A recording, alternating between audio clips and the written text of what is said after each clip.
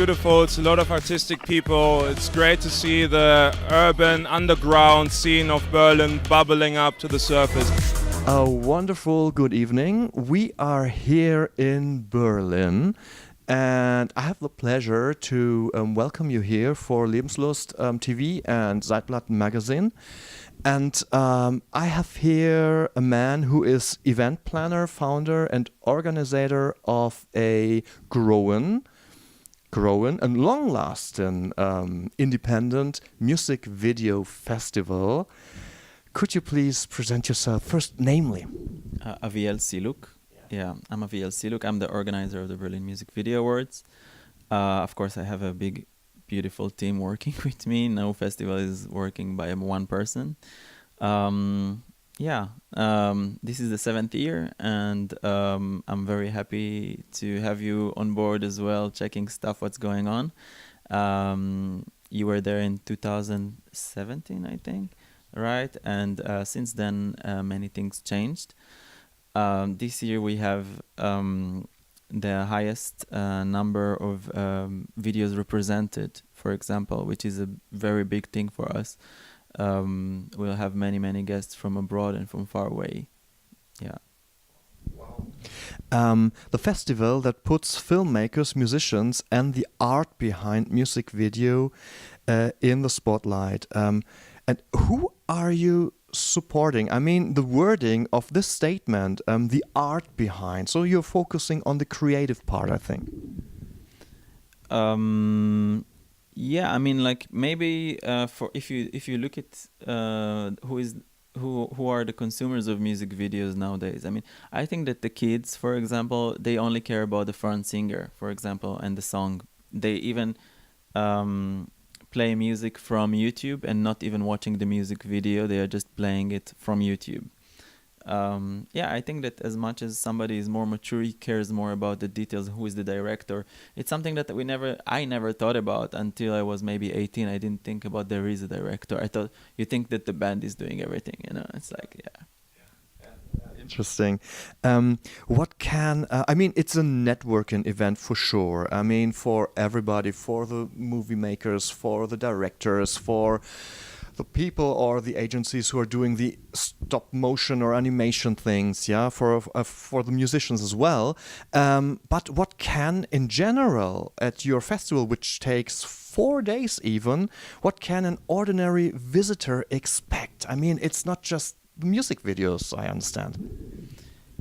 It's not just music videos. We have workshops. We have a lot of good food, live shows. We have some discussions with some of the jury members of the festival. We have this year 2 important guests who are coming to the festival to support the jury in the very specific category of the visual effects. One of them is Christoph Schinko from Austria. He was working on Harry Potter. He was working on Bumblebee that we saw lately, and and we have also Jan Burda that he worked on 28 episodes of Game of Thrones. He was working also on Grand Budapest Hotel and other really big important productions that and I think that it's fantastic to actually meet those people that usually are not the front people. They are not the actors and everything, but they are actually the people who are making all the scene, all the the whole beautiful thing, this magic, So for me, they are magicians. If you think about it, today when I see visual effects or when I see a well-directed video. For me, one of my favorite things in the form of music video is when people are doing stuff that is not possible in reality. Because if you just want to experience reality, you can go outside and do it, But if maybe in music video, it's your door to fantasy, where everybody looks beautiful or not beautiful, but you're entering somebody's world, like the fantasy of being something else or experiencing something else. So VFX is a very important thing, and this is why we invited those guests. And we have a really big live show from Kompromat, which is Vitalik and Sexy Sushi. they started together a new band which called Compromat, and they will perform in the first day of the festival. We are very excited. It's two of my favorite bands and from France, and yeah, it's also going to be some crazy laser show included, and yeah, I'm very excited. It's the biggest show that we had in the Berlin Music Video Awards. Yeah. So it's growing also for the audience. Well, you are very invited to come along and well to enjoy all these what will happen there. What's the location this year and when does it take place?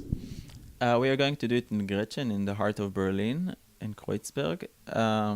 It's going to start from the 29th of May until the 1st of June, 4 days straight, and yeah, it's going to be indoor and outdoor, so everybody can enjoy and have more space. So we also open the outdoor space.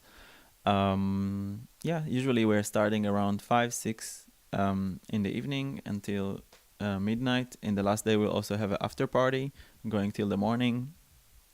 Everybody's invited. Great, great. And what categories are this year there? Are there new categories or?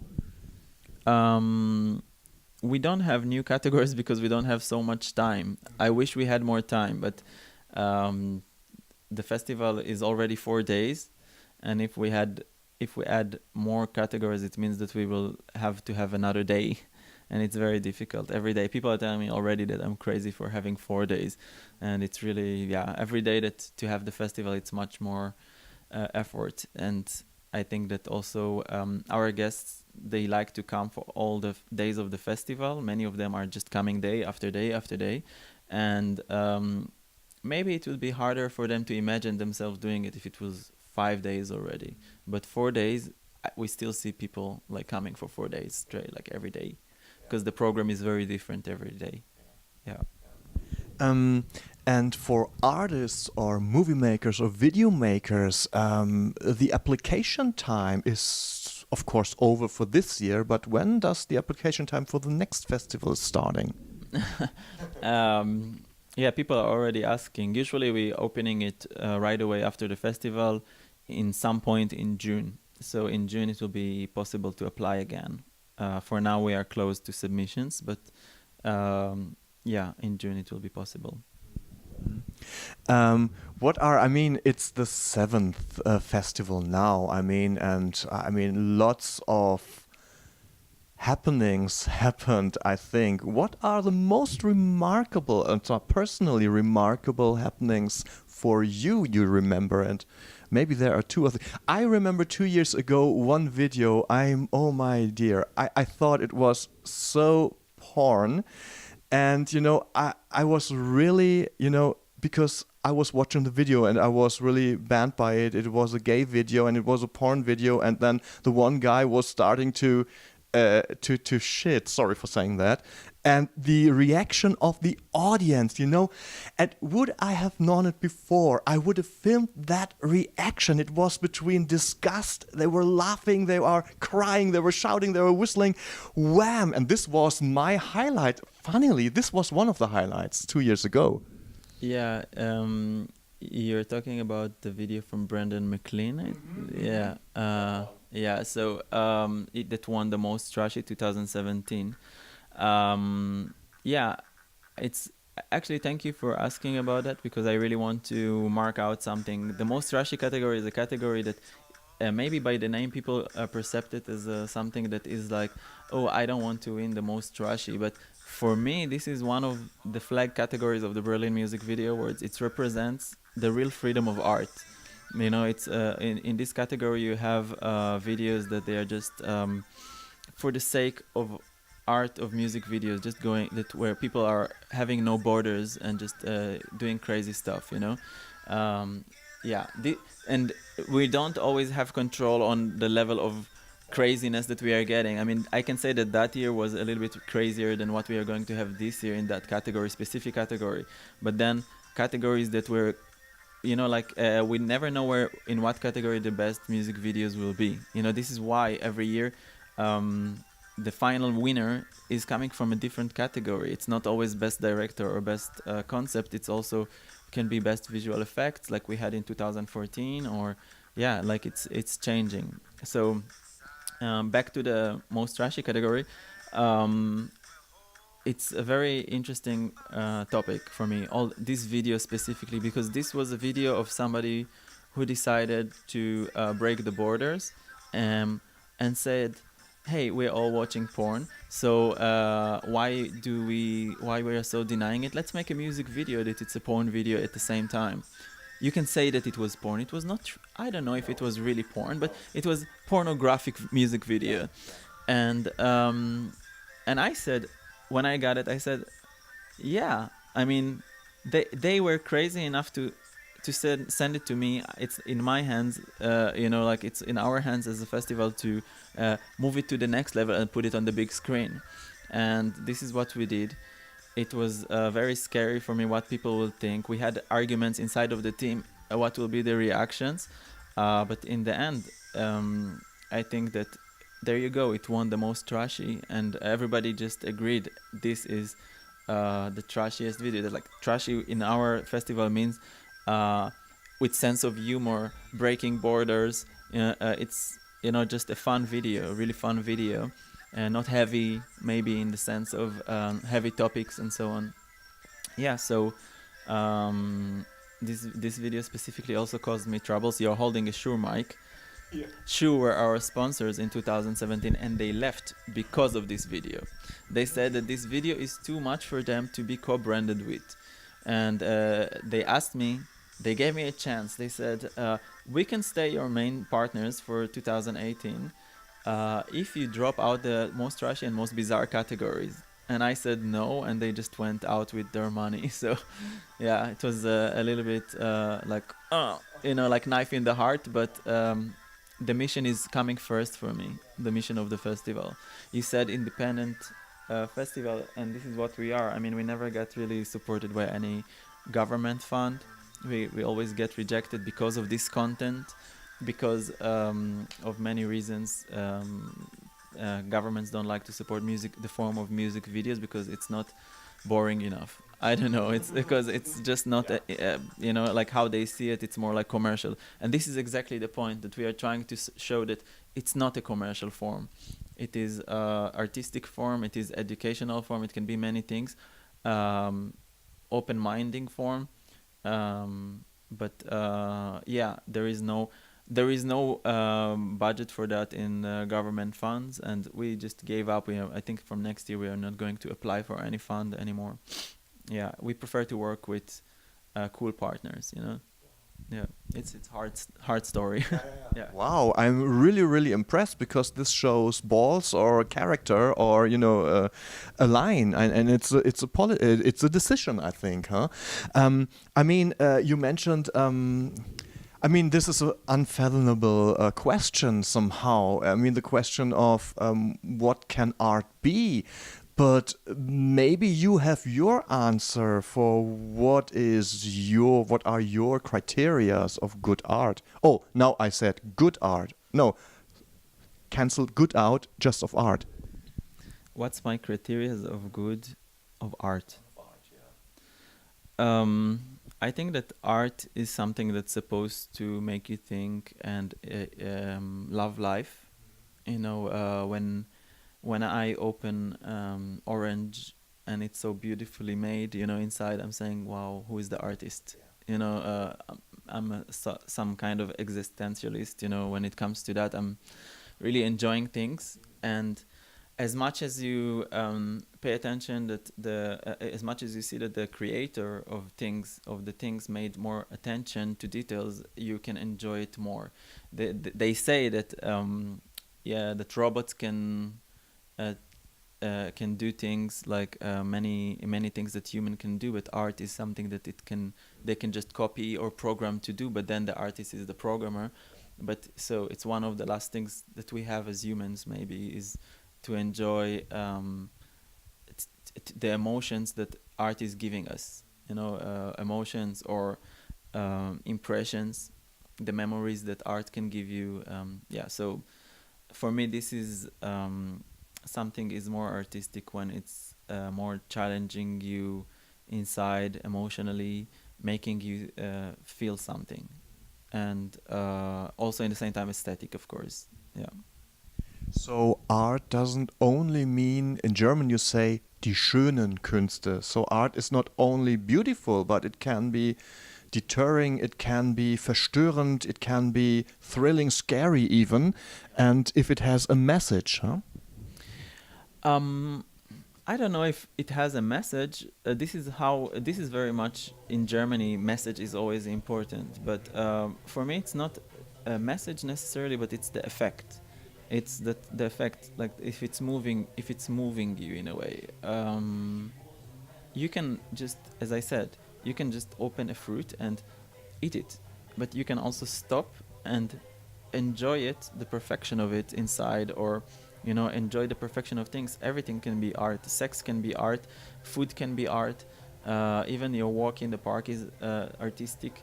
The clouds are moving in an artistic way. Everything is art. Everything is beautiful. You should just look at it and yeah. I mean, I think that it doesn't has to do with to be political. Actually, in the Berlin Music Video Awards, we are staying away from politics. It's very important for, I think, not to mix art and politics.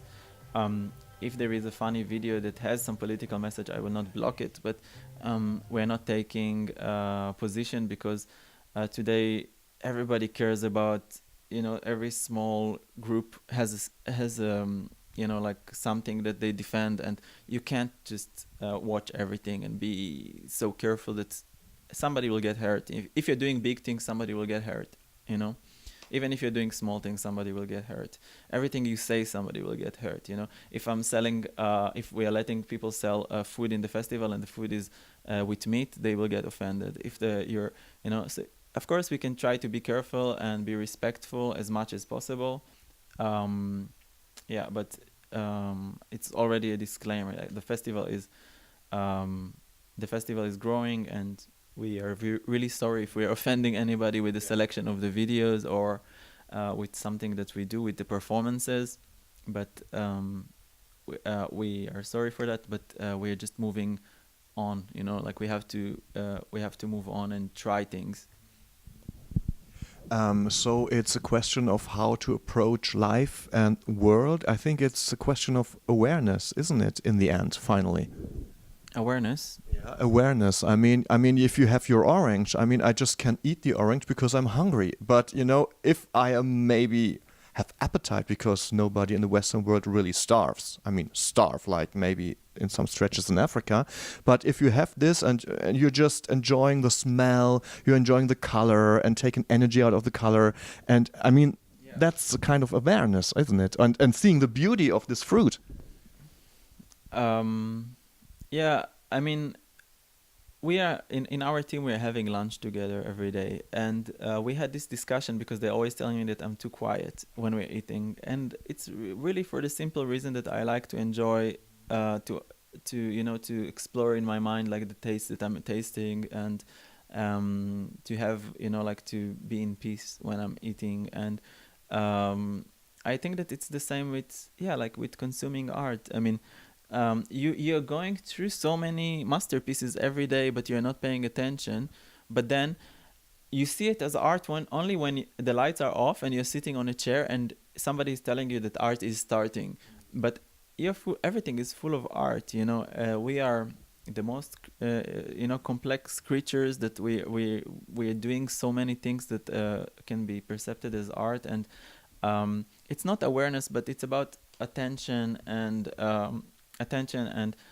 maybe a little bit awareness, because you have to see yourself as a consumer in any given time, because when you're walking around and you see things around you happening, I stop. I don't know what about other people. I stand and watch a fox when I see him running in the park, and I appreciate that. I'm starting to think about foxes and what do they mean and all that. I think that,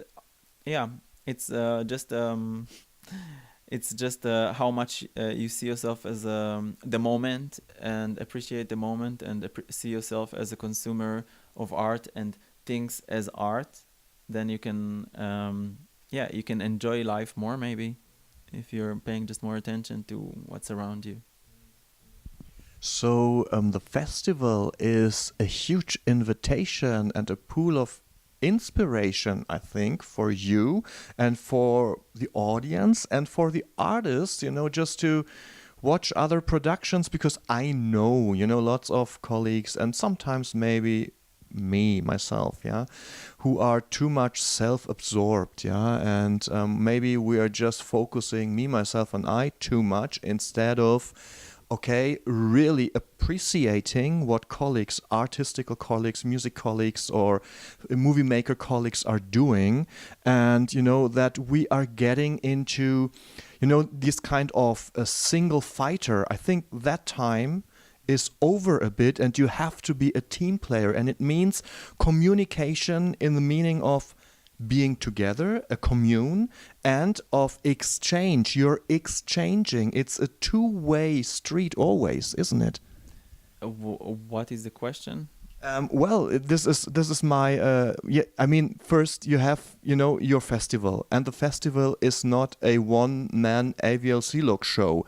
It's just an invitation that people really take care of, and also take care of the competitors in the festival, yeah, and getting in touch with them, talking to them, becoming friends, and there is a real exchange and not the competition. It's competition, usually. No. Yeah, I can say also that I was making my own music. I was sometimes stuck in my room for 3 weeks just making music, maybe just eating for 5 minutes and coming back because I was so passionate about something that I was producing. Yeah, but in order to do big things, you have to hold hands with other people, and yeah, and sometimes it's a problem for some people because they are doing their own thing, but and they want to continue doing their own thing. Yeah, but the festival is a networking platform, and yeah, I really recommend. It's a process that I was going through in my life, and I feel that I can really make much more impact with my energies when I'm working with people than doing your thing alone, and maybe one day dying as nobody.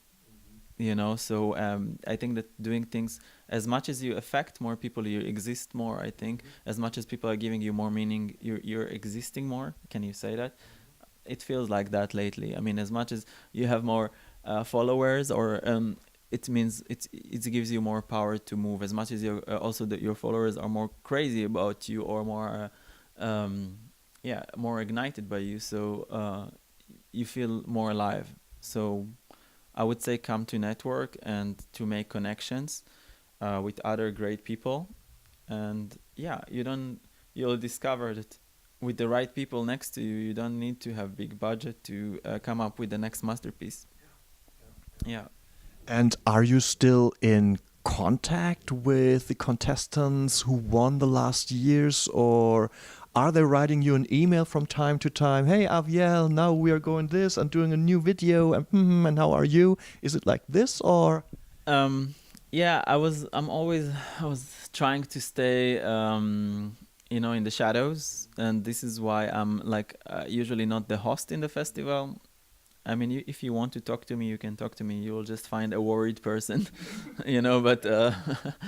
But I'm always trying to, I'm usually I have my my greetings list, that of people that I'm waiting to meet, and I'm telling people to let me know when they arrive. But I think we have so many guests. We have like thousands of guests and hundreds of nominees, that I mean, we have 130 nominees, but behind every video there is a group of at least 5 people who are coming. So yeah, it's a lot of people to meet, and I'm trying to stay with attention to the people that I feel that I can get more connected to them, because I'm just, a person who is coordinating the festival. I don't think that also I'm so interesting to meet. Maybe for them, it's better for them to meet other people that can help them to make their next great video. Yeah, but yeah, but it's a good place to get connected. And I've seen many projects starting from the festival that you see the first handshake, and next year you see the really great video that is happening. Even before that, I can tell you that I'm getting from people in our network request to contact this new nominee before the festival even came. They want to meet him in the festival. How can they do that? And I think it's great. I think that there is actually some, some great opportunity that not many people know. But we have the biggest filmmakers in the industry for music videos who are coming to the festival from all around the world. The people standing behind the greatest productions, and the event it's really really good to catch it before it's going to be like so hyped. Probably in the next years, I don't know what's going to happen, but it's already on the to-do and must-catch list of many people.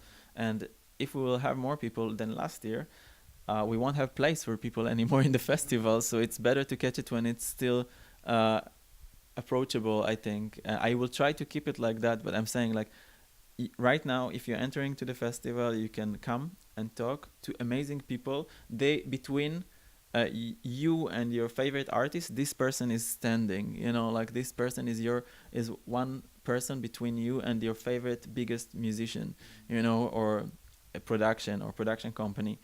So it's still possible to meet them and to talk to them personally in the festival, and in the other way around as well. This is the right place to catch the next big people and say, hey, I met him when he was still, I have him in my phone list. I can talk to him. Yeah, that's what happened with Lil Big, and that's what happened with The Blaze. They were both performing in our festival, and today go catch them. I mean, they have 500 million views on their videos on YouTube. So yeah, that's you asked me earlier what's the exciting thing for me. That's a very exciting thing for me is to see that we help the right people to grow. That we were a brick in the castle of this new greatest people, the greatest artists. Yeah, that we gave them hope. Yeah. Sometimes they are saying that it's the greatest thing of their life when they are winning, and that's for me, I want to shed tears. It's like, yeah, I'm so happy that I can give somebody his best day of his life. Yeah. Excellent. Thanks a lot, Aviel. Thank you. Bye.